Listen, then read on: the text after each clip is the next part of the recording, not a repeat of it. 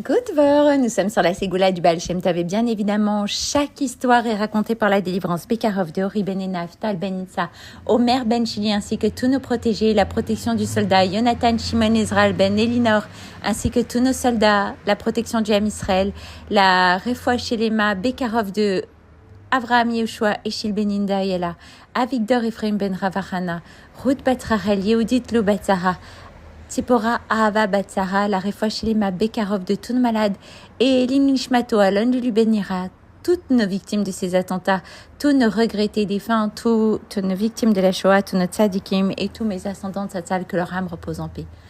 L'une des plus belles vertus juives, disait souvent le Baal Shem Tov à ses élèves, est celle de l'hospitalité aux visiteurs, Arnasat Orim. Le véritable Maknis Orear, l'hôte qui accueille, est celui qui accueillera même un juif qu'il n'a jamais vu, et ce avec une affection sincère et une joie réelle. Je vais vous montrer ce qu'est un véritable hôte qui accueille un juif, dit un jour le Baal Shem Tov à ses élèves les plus âgés.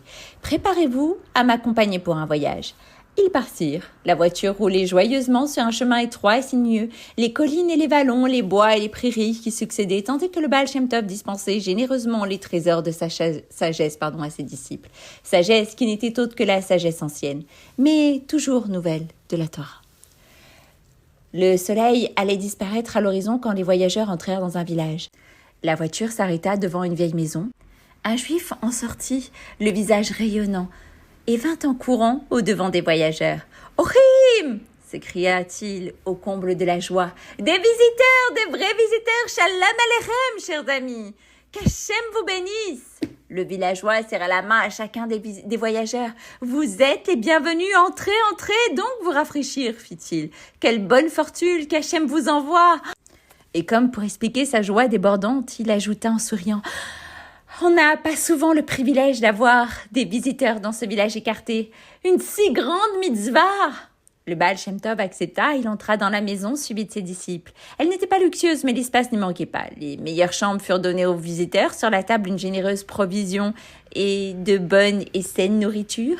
Le Shabbat se passa dans une atmosphère particulièrement imprégnée de sainteté. Pour le repas de Melavé Malka, après la conclusion du Shabbat, de nombreux juifs du village et de la ville furent invités. C'était l'occasion d'une fête pour l'hôte, et sa figure rayonnante montrait bien combien il était très heureux.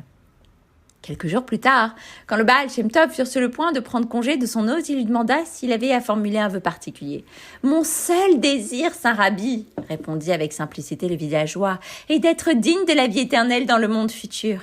Cela est pour une grande part entre vos mains, répondit le Baal Shem Tov. Puis il invita son hôte à lui rendre visite à Mezinbotch, ajoutant que, vu la rareté du vin dans la région, le villageois ferait bien d'emporter avec lui une centaine de barriques de vin et du meilleur. Il pourrait les revendre avec un gain appréciable. Du temps passa, le Baal Shem Tov et ses disciples avaient été favorablement impressionnés par l'hospitalité du villageois, mais les occupations auxquelles ils devaient donner chaque jour toute leur attention en avaient relégué le souvenir au fond de leur mémoire. Puis un jour, le Baal Shem Tov dit à ses disciples « Un groupe de mendiants vient d'arriver dans notre ville. Allez donc leur dire que je les invite pour le repas du Shabbat. » Ces paroles surprirent les disciples. Tous ceux, mendiants ou étrangers, qui venaient dans la ville étaient assurés le gîte et le couvert au foyer d'accueil qui dépendait de la communauté. Pourquoi, tout d'un coup, le saint Baal Shem Tov invitait ces mendiants chez lui se demandaient les disciples. Mais bien entendu, ils ne lui posèrent aucune question. S'il le faisait, c'est qu'il avait ses raisons. Quand les mendiants furent assis autour de la table, le Baal Shem Tov dit à l'un d'eux « Vous souvenez-vous de moi ?»« Si je me souviens, j'ai eu le privilège de vous recevoir, vous et vos disciples, une fois que vous étiez de passage dans mon village. » Les disciples qui écoutaient dressèrent l'oreille dans l'attente de la suite. « Dites-nous donc ce qui est arrivé après que nous vous ayons quittés, » dit le Baal Shem Tov. Le mendiant fit alors ce récit. Quand le rabbi m'eut invité à lui rendre visite et suggéré d'emporter une centaine de barriques de vin pour les revendre, je ne perdis pas de temps. Je vendis tout ce que je possédais. Avec le produit, j'ai acheté des centaines de barriques de vin, des voitures et des chevaux nécessaires à leur transport et je partis. En chemin, je eus à traverser une forêt. Je m'y étais déjà engagé depuis quelque temps quand un orage éclata. Une pluie torrentielle inonda la route et il me fut impossible d'avancer. Il fallait attendre que la pluie cessait et que l'eau se fût écoulée. Je laissai là mes voitures et leur chargement et partis à la recherche d'un abri. À un moment, j'aperçus au loin une faible lumière.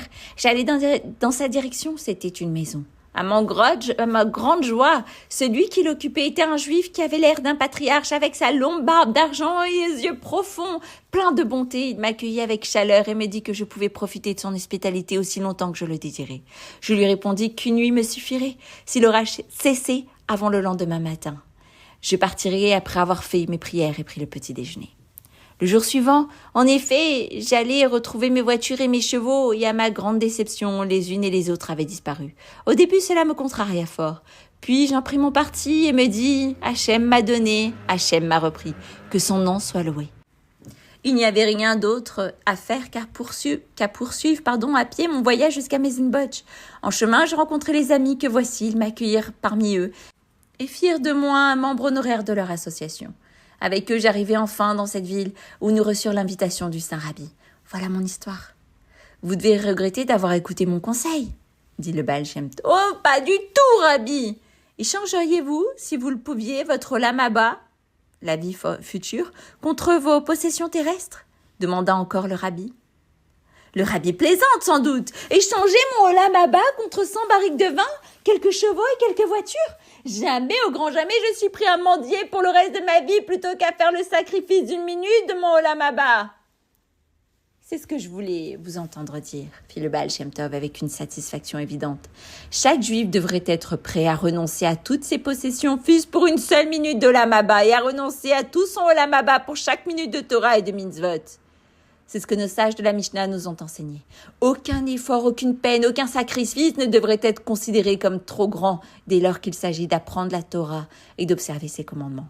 Si vous persévérez dans cette voie, vous pouvez être certain de mériter le olam haba, la vie future. Un sourire heureux éclaira le visage du villageois, tandis que le saint Baal Shem Tov poursuivait. Vous croyez qu'il y a longtemps que vous avez quitté votre village pour venir ici? Que vous avez traversé bien des étendues, des champs et des forêts? Mais vous vous trompez. De toute manière, le lendemain du Shabbat, vos voitures et leurs chargements seront ici. Vous vendrez votre vin, vous réaliserez un bénéfice substantiel et il sera possible de pratiquer la mitzvah de Arnasat Torim mieux que jamais. Le Baal Shem Tov fut très attentif à tout le groupe de mendiants et particulièrement aux villageois. Et il eut beaucoup à dire de la grande mitzvah qu'est l'hospitalité et de la Ahavat Israël, l'amour du prochain en général.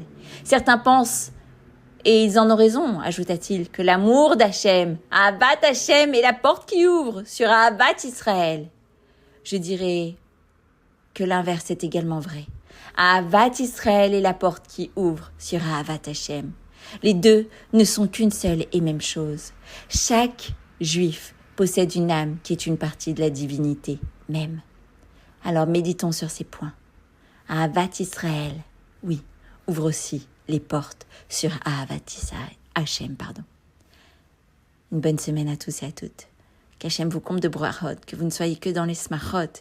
Et n'oubliez pas, qu'est-ce qui fera qu'il y aura la construction du 3e temple?